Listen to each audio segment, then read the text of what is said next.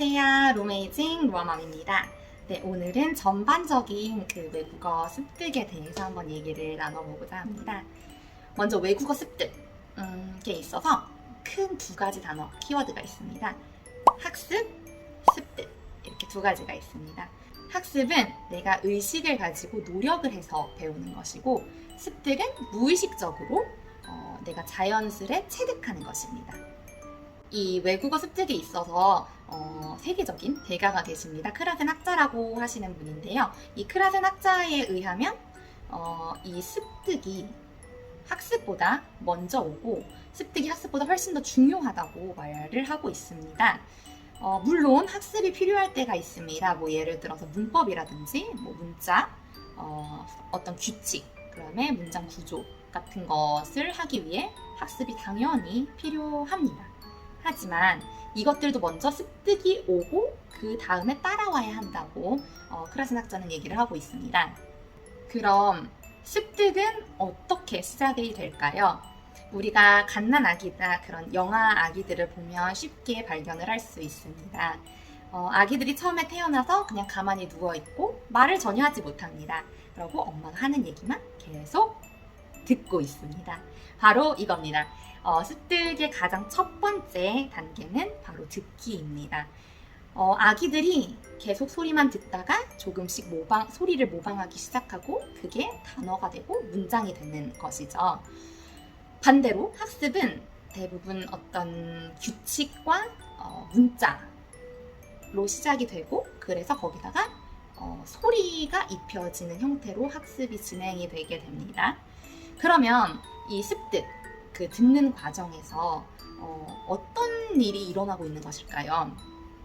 바로 첫 번째는 이 언어 소리, 이 언어마다 고유의 그 소리가 있습니다. 그 소리와 박자, 어떤 리듬, 그런 것에 익숙해지게 됩니다. 우리나라에는 리을이 있는데 영어에는 LR이 있듯이 어떤 그 언어만의 그 소리가 있는 것이죠.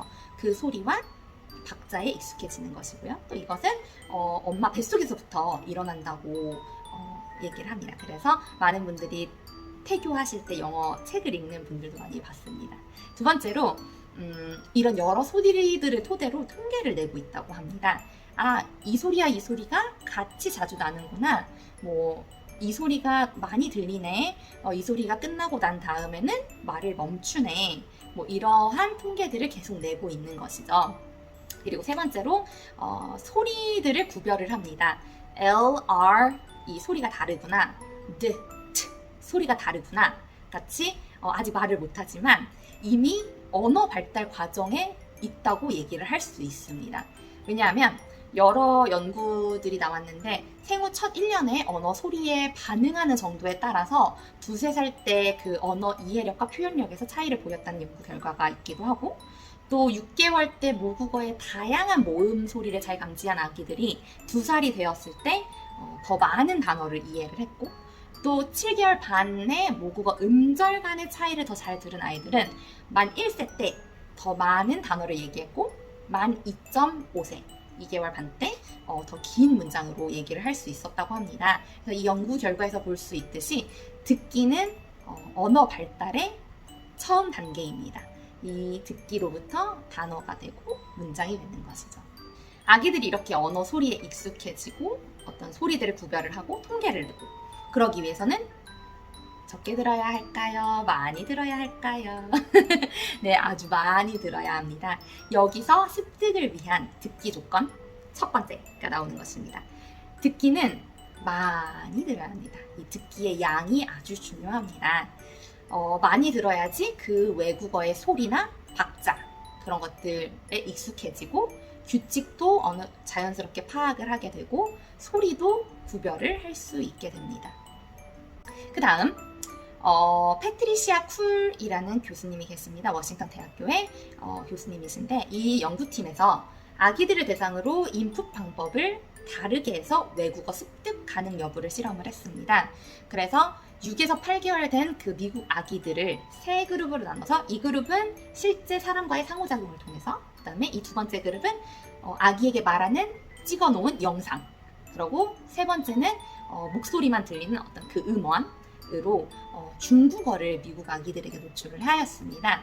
12세션 동안 진행이 됐는데 아주 놀라운 사실은 이 첫 번째 그룹, 사람과의 직접적인 대면 상호작용을 통해서만 중국어를 습득을 할 수 있었습니다. 이것은 언어 배움에 있어서 어떤 방법으로 배우는지 또한 아주 중요하다는 것을 의미합니다. 여기서 우리가 알 수 있는 습득을 위한 듣기 조건 두 번째가 나오는 것입니다. 바로 듣기 방법. 저는 듣기의 질이라고 표현을 합니다. 듣기의 퀄리티가 아주 중요합니다. 소리를 들려줄 수 있는 방법이 아주 다양하지만 그 중에서 가장 높은 레벨의 그 방법은 사람과의 직접적인 상호작용인 것입니다. 무슨 언어든지 한국어, 영어뿐만 아니라 어떤 언어든지 언어 습득에 있어서 가장 좋은 인풋 방법은 사람과의 상호작용입니다. 이것은 누구도 반박할 수 없는 정말 많은 전문가들이, 대부분의 전문가들이 얘기하고 있는 사실입니다. 그렇기 때문에 그 사람과의 상호작용을 모방할 수 있는 또는 그런 것들을 대체할 수 있는 어떤 기술들이 많이 나오고 있는 것이겠죠. 그래서 기술의 발전으로 인해서 정말 편리하고 효율적인 기술들이 아주 많습니다. 그래서 그것들을 사용하는 것도 정말 저는 추천해 드립니다. 하지만 아이의 원령이 낮을수록, 그리고 그 언어의 처음일수록 사람과의 자연스러운 상호작용만큼 좋은 방법은 없다고 저는 생각을 합니다.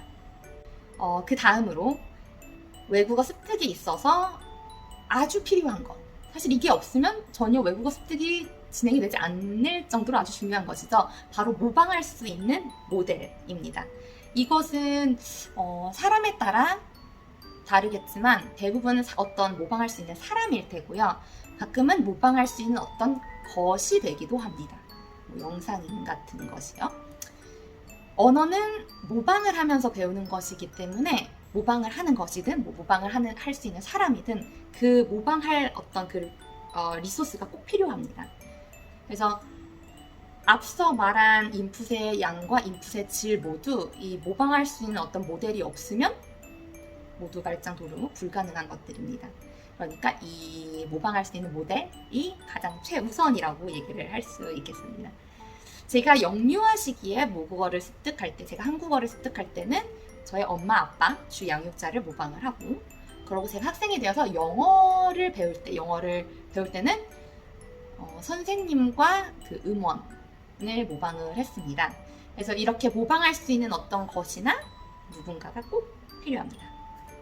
마지막으로 언어를 할 때는 언어를 내가 해야 하는 어떤 동기부여가 필요합니다. 어른의 경우는 다양한 동기들이 있을 수 있습니다. 스펙이라든지 취직, 여행 또는 이런 글로벌한 관계 등이 될 수 있겠습니다. 그럼 아이들은 어떨까요? 아이들이 여행, 어떤 스펙을 위해서 언어를 할 수 있을까요? 전혀 아니죠.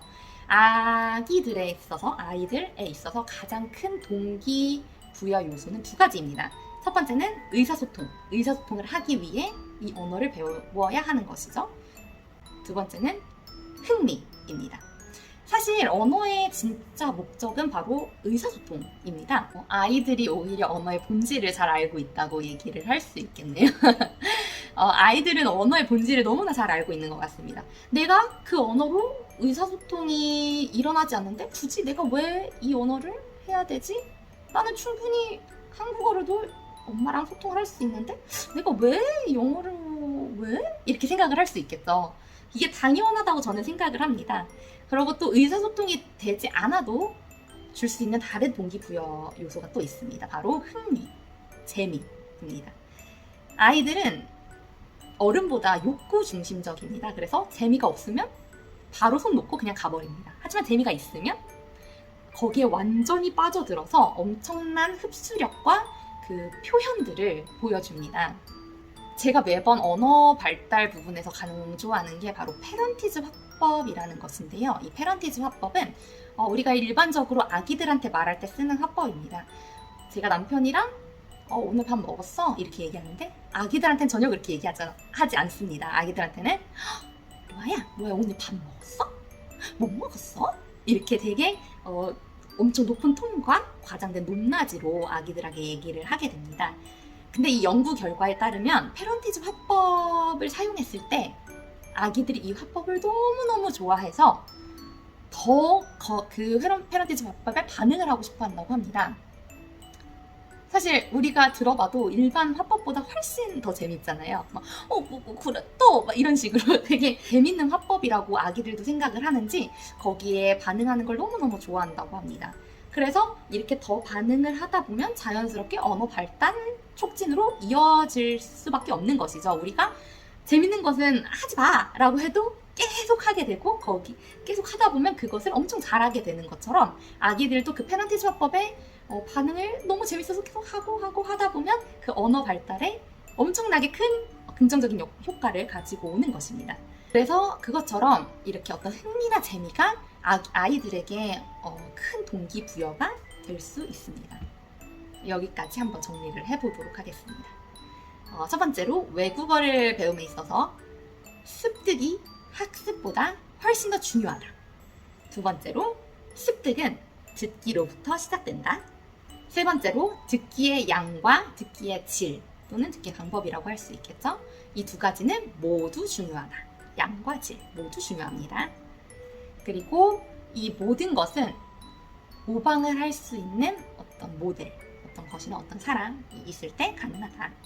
다섯 번째는 아이들이 이 언어를 하고 싶어하는 동기부여가 필요하다. 근데 그 동기부여는 의사소통의 어떤 수단으로 하기 위함이나 또는 흥미와 재미로 동기부여를 해줄 수 있다.